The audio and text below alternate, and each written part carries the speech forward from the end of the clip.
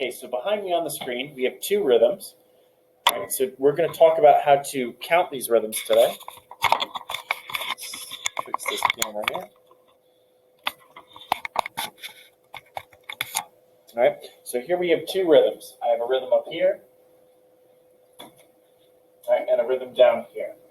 So the first thing we're going to look at is our time signature. Right, now the time signature is this series of two numbers here at the beginning, right? So it has a top number and a bottom number. So the way we name our time signature, right, I read the top number, 4, then the bottom, 4. So I have 4, 4 time. What the top number tells me is I'm going to have 4 beats in each measure. Okay, so measure is shown by these bar lines. Right? That's what's going to tell me when one measure ends. So if I count this rhythm, right, there should be 4 beats before I start a new measure. So let's go about doing this. If I look at the first note here, we see that we have a half note. Now a half note, as you might recall, takes up 2 beats worth of time. Okay, so I'm going to give it beat 1, right? I'm always going to start counting each measure at beat 1. So 1, but I need another beat. So it's going to take up all of beat 1 and all of beat 2. Okay, so we've used up beats 1 and 2, but I need 4 in the measure to have a complete measure. So let's keep going. My next note is what type of note? Well, if we think about it, it's got a stem. It's filled in the note head, so that makes it a quarter note. All right, now a quarter note takes up 1 beat. Okay, so if I were to write in the counts under that one, I've already used beats 1 and 2, so I can't use those. So what comes after 2? 3. So I move on to beat 3. That's going to take up all of beat 3. Now I look at my next note, which is also a quarter note. Okay, and it also needs a beat. So I've used up beats 1, 2, and 3, which leaves me only one option left, beat 4. Okay, so that would be beat 4. So my half note took up beats 1 and 2, right? Got 2 beats. Each quarter note takes up 1 beat, 3, 4. So let's move on to the next measure, right? We have 4 beats. We start a new measure, right? It's full. I can only go up to 4. That's what the time signature is telling me. So we start over at 1, and we have 2 eighth notes here. Now, an eighth note, right? Each 1/8 note gets half of a beat. Okay, so I can fit 2 of them into 1 beat. So when I count an eighth note, I can't say 1, 2, because that's not taking up 2 beats. This all fits in 1. Okay, so when we count eighth notes, the first eighth note is the beat that I'm on. So in this case, 1. And then I would say the second one is on the and.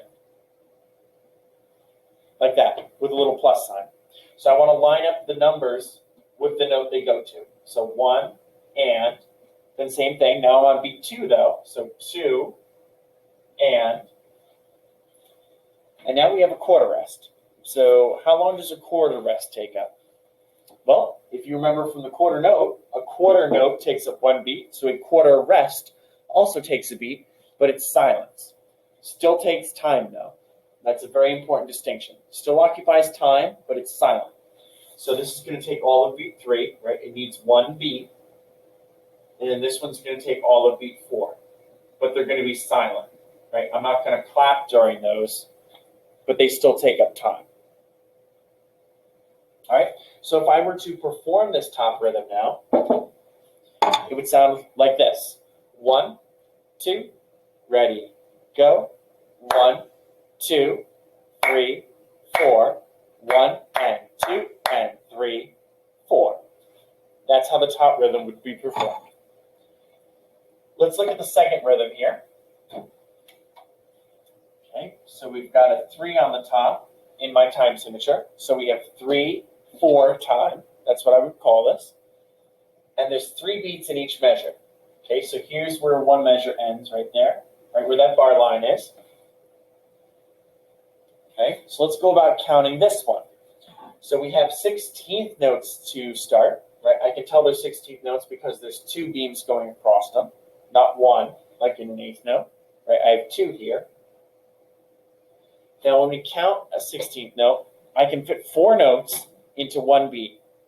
Okay, so I can't go 1, 2, 3, 4, right? Each one of those don't take up a beat.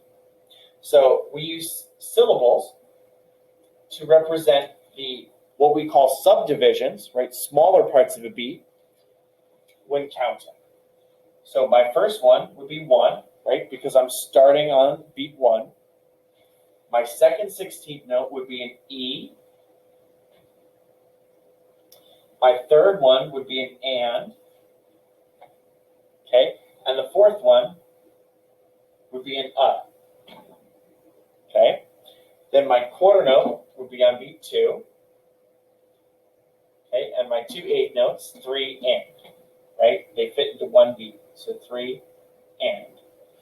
So when we do these subdivisions, the and is always on the second half of the beat. Right? So in my case of 8th notes, this would be the first half, the first one. The second 8th note is on the second half of the beat, so it gets the and, right, the second half. In 16th notes, my first 2 16ths is the first half of my beat.